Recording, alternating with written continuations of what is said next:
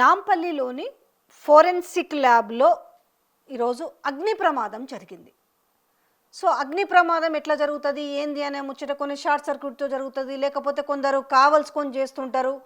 ఇలా రకరకాలుగా చూస్తుంటాం మనం జనరల్గా గతంలో కూడా జరిగిన అగ్ని ప్రమాదాల గురించి. అయితే కీలక సాక్ష్యాలు ఉన్న నేపథ్యంలో ఫోరెన్సిక్ ల్యాబ్ అంటే ఏంటి, దేనికి సంబంధించిన సాక్ష్యానికి సంబంధించి మొత్తం కూడా ఇన్వెస్టిగేట్ చేసి అవి ఫోరెన్సిక్ ల్యాబ్ పంపిస్తుంటారు. ఇవి నిజమా కావా, ఎక్కువగా ఏంటి ఈ ఆడియో టేపులకు సంబంధించిన విషయాలు మాత్రము అవే ఎక్కువ.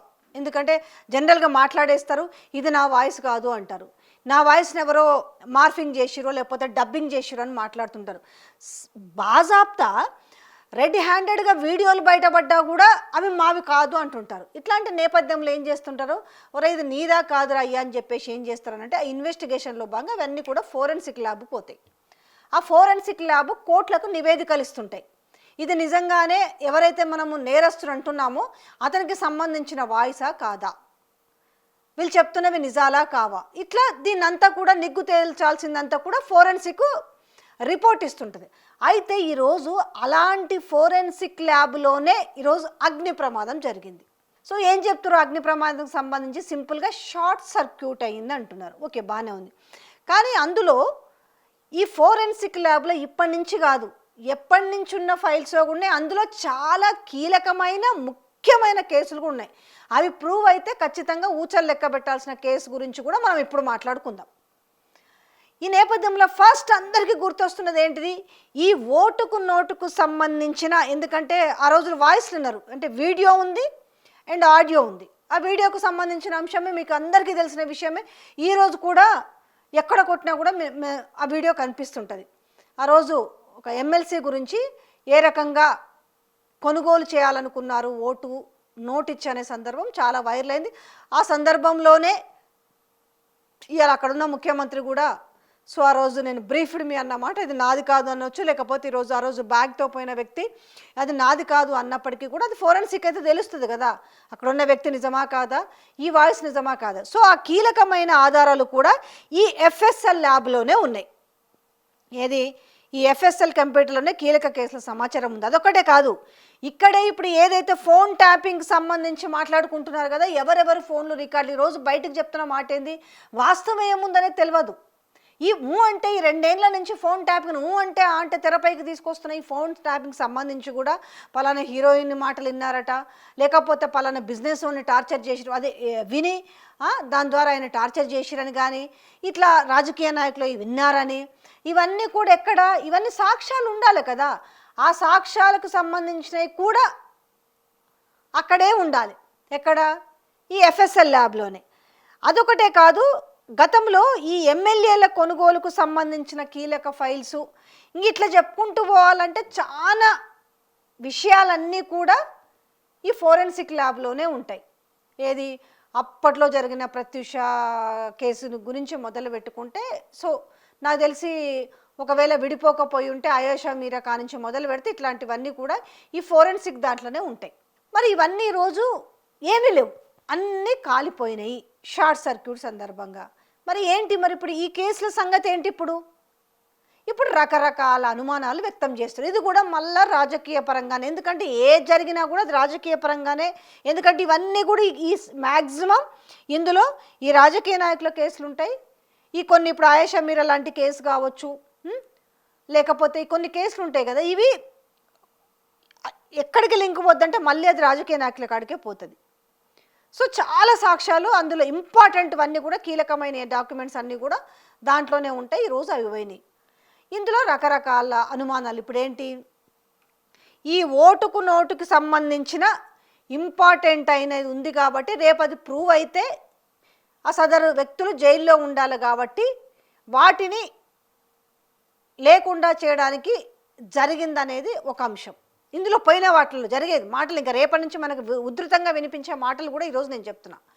ఇక రెండోది ఏమంటున్నారంటే, ఈ ఫోన్ ట్యాపింగ్ సంబంధించి ఏమీ లేని కాడ ఉందని చెప్పి ఒక ఫ్లేర్ అప్ ఇస్తున్నారు కదా, రేపు అది ప్రూవ్ చేయాలి కదా.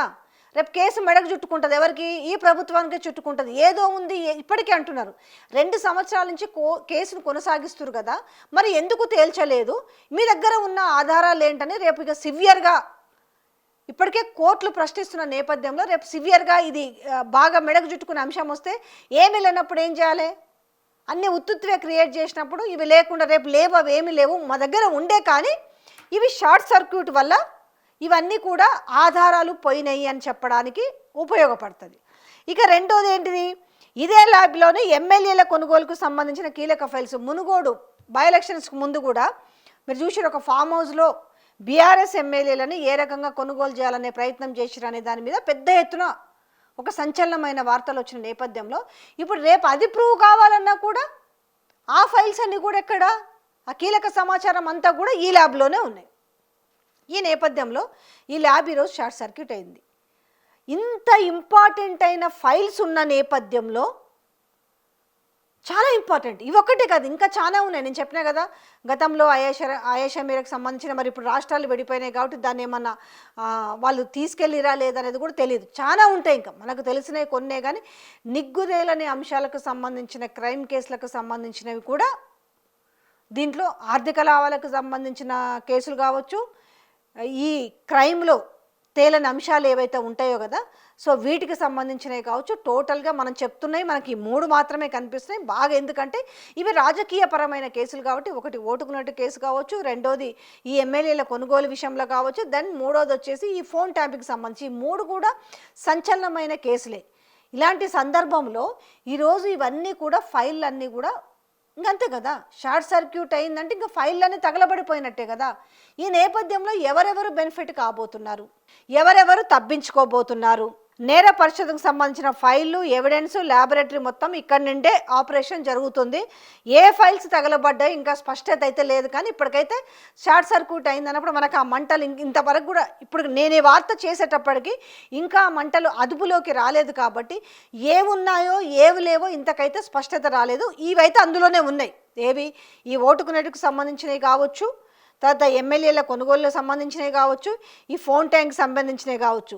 సో ఇప్పుడు ఏం చెప్తున్నారంటే షార్ట్ సర్క్యూట్ కారణంగా అగ్ని ప్రమాదం జరిగిందని చెప్తున్నారు. మొదటి అంతస్తులోనే కంప్యూటర్స్ ఉంటాయి, ఇవన్నీ కూడా కంప్యూటర్లోనే నిక్షిప్తమై ఉంటాయి.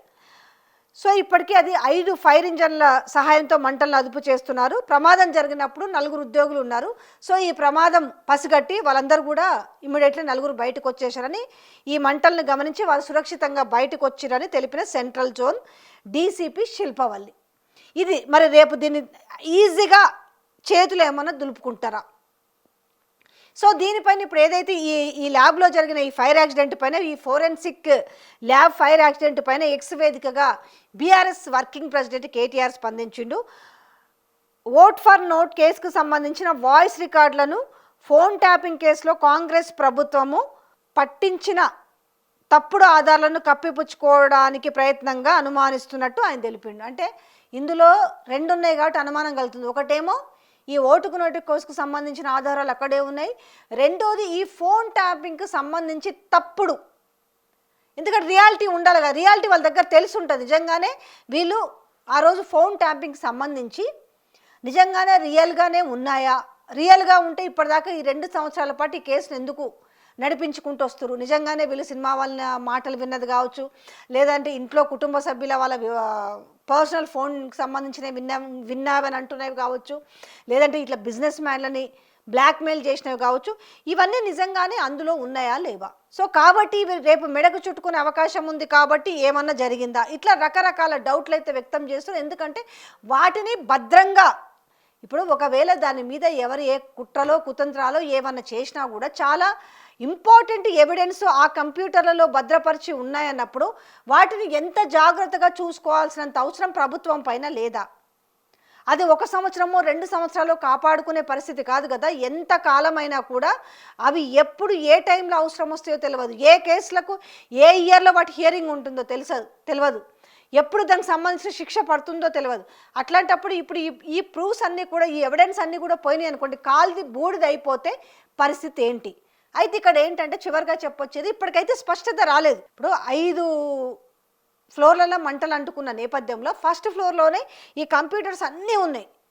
మరి ఇవన్నీ ఇప్పుడు ఏ ఏ ఫైళ్ళు కాలిపోయినాయి, ఏ ఏ ఎవిడెన్స్ ఉన్నాయనేది రేపు క్లారిటీ బయటకు వస్తే మాత్రం తెలుస్తుంది. కాకపోతే మాత్రం ఏదో జరుగుతుందేమోనే, ఏదో జరిగిందని అనుమానం అయితే వస్తుంది. ఎందుకంటే సింపుల్గా ఇంత ఇంపార్టెంట్ ఎవిడెన్స్ ఉన్న దాంట్లో ఈరోజు ప్రభుత్వానికి సంబంధించింది, అలాంటిది ఈరోజు సింపుల్గా ఒక షార్ట్ సర్క్యూట్ అయిందంటే మరి అది నమ్మి కామ్గా కూర్చోవాలా, లేకపోతే దీని వెనుక ఇంకేమైనా ఉందా కుట్ర కోణం అనేది కూడా ఆలోచించాలి.